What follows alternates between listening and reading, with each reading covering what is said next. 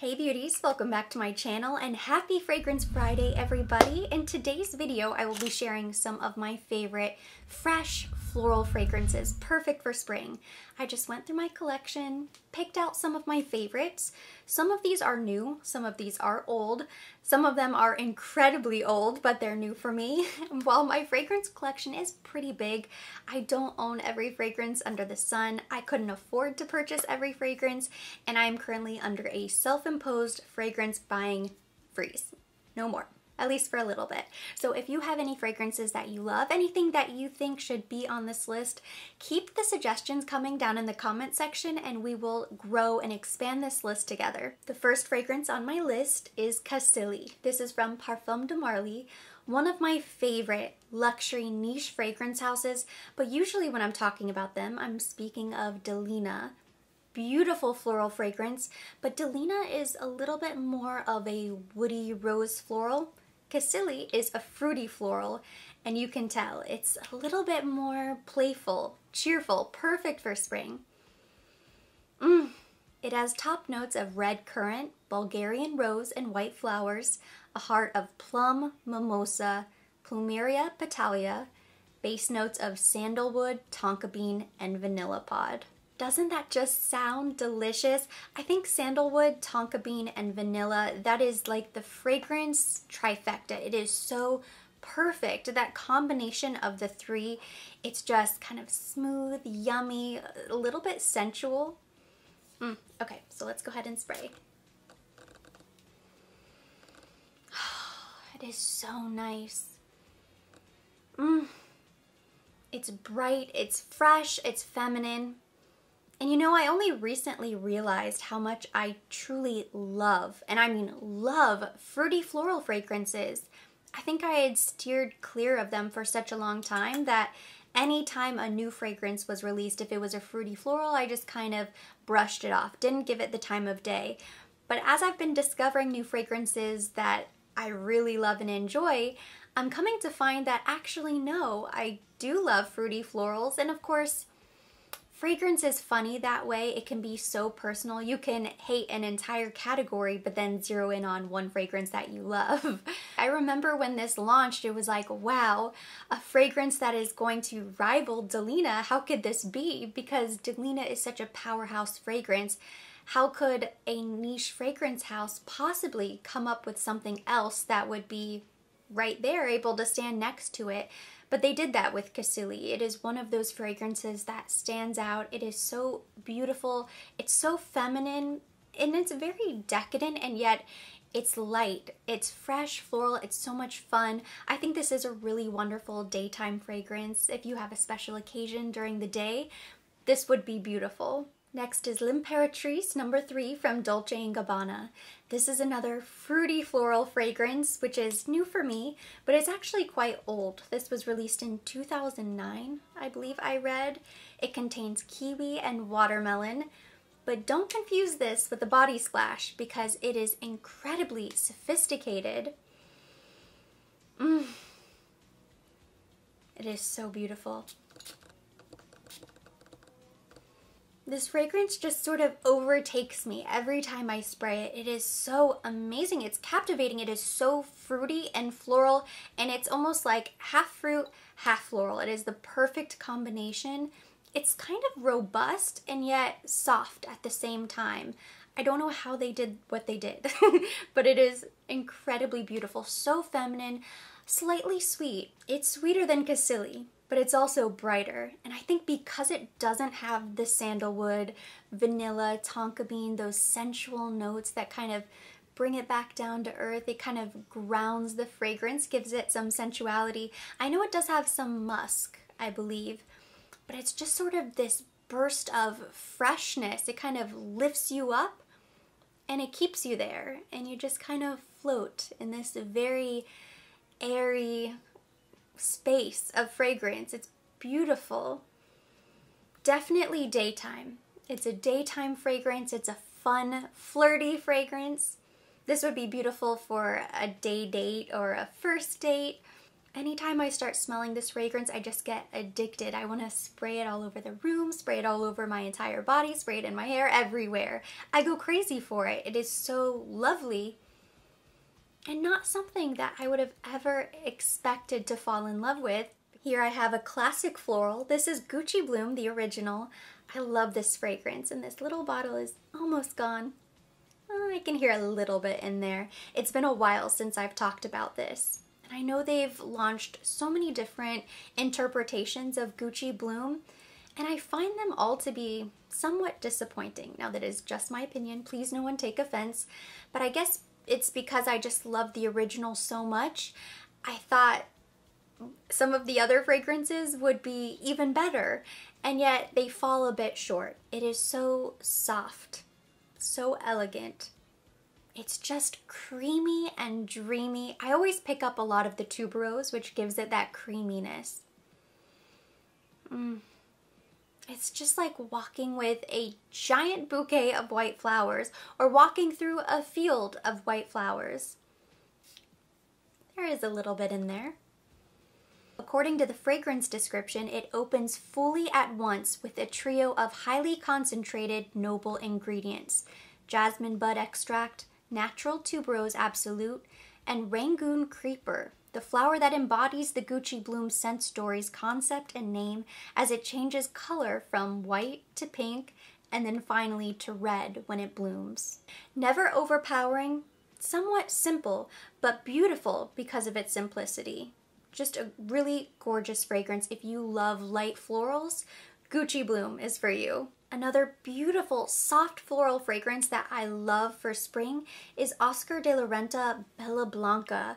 And I wasn't going to include this on the list. I had almost forgotten about it, and then as I sat down to film, I spotted it and I thought, yes, of course this has to be on the list because it is so fresh and sparkling and beautiful and just like walking through a garden. It has a top note of wet freesia, middle note of jasmine sambac, base note of creamy sandalwood. I don't usually love really ornate fragrance bottles, but this is an example of a bottle that has some decoration and it's still very beautiful and it looks very elegant displayed. Because I own so many fragrances and so many new fragrances are constantly coming out, I don't grab this that often. And yet when I do, I'm always kind of surprised again by how amazing it is. Okay, let's give it a spray.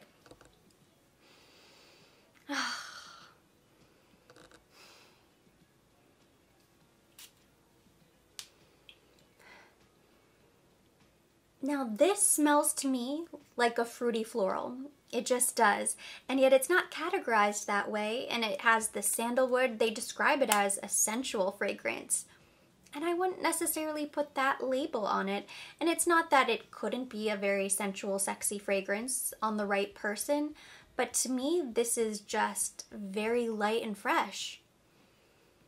It was inspired by nature's beauty, and I think they captured that really nicely because it's not overly floral, overly sweet. It doesn't have any sort of zing. It's not harsh, not overpowering. It's just kind of light. And it smells like a floral fragrance that comes from nature naturally, if that makes sense. And it does remind me slightly of Eau Tendre from Chanel. And I wouldn't describe Eau Tendre as sensual either. It's kind of juicy, fruity, floral. And that's kind of how I feel about the Bella Blanca. A gorgeous fragrance, and it is still available, although I don't think it's widely available because it's a bit older, and I think it's just kind of a smaller, lesser known fragrance. This next fragrance falls into the powdery floral category, so it's a little bit different from the other fragrances we've talked about. This is Tom Ford Métallique, one of his signature fragrances. It's very floral and it's very fresh. Fragrance is, of course, subjective, so fresh to you might be citrus, maybe it's fruity, maybe it's kind of powdery baby fresh. But Tom Ford Métallique is very sophisticated. It contains pink peppercorn, heliotrope, balsam, a core of white flowers with lighter than air aldehydes.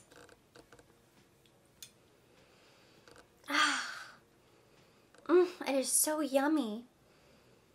And I definitely get this burst of fresh before I can detect any floral. If you aren't aware, the most popular aldehyde fragrance out there is Chanel No. 5. And while I think Métallique is very different from No. 5, it's maybe a tribute. It gives it a crispiness. It's there, but it's not there, like a second skin. And this is that type of fragrance that you're going to have to be very close in order to detect it. It does not give a ton of projection. So if you're somebody who likes something that's a little bit light, you just want to be that person who smells good. You know, there's that person that they always smell really nice. It's not overpowering. You can only smell them whenever they walk by and maybe their hair kind of flips around you. But you never really compliment them on their fragrance, or you're not really drawn to their fragrance because it's never overpowering. That's what Métallique is. I think this is a beautiful daytime fragrance, a great office fragrance. It's just kind of light, fresh, airy, like, you live up here. Again, it's kind of like L'Impératrice No. 3 in that way, is that it just kind of uplifts you, and then you just kind of hang, and you're just kind of gliding, and it's just sort of light, breathy, kind of dreamy. The original Chloe Eau de Parfum is also considered to be a powdery floral. I always consider this to be a classic floral. I often say that this is the floral to end all florals because I just think this is the ultimate floral fragrance. It just smells like flowers. It's so beautiful. It is the most feminine floral fragrance. I have the little roller ball. I picked this up at Sephora.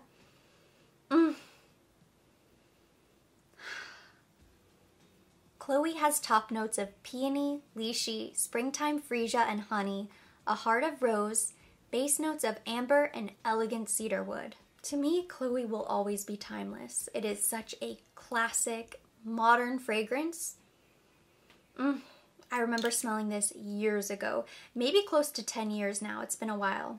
And I've just always loved Chloe, and I could not possibly create a floral fragrance video without mentioning it, because as I've said before, and I will continue to say, if there was one ultimate floral fragrance, it's Chloe Eau de Parfum, the original. I'm going to end with lucky number 7, so this next fragrance is new for the spring 2020 season. This is Dolce & Gabbana Shine. I love this fragrance. It just makes me so happy. It's impossible not to be smiling whenever you smell this fragrance. It is a fruity floral. It is a very fruity, very floral, and yet,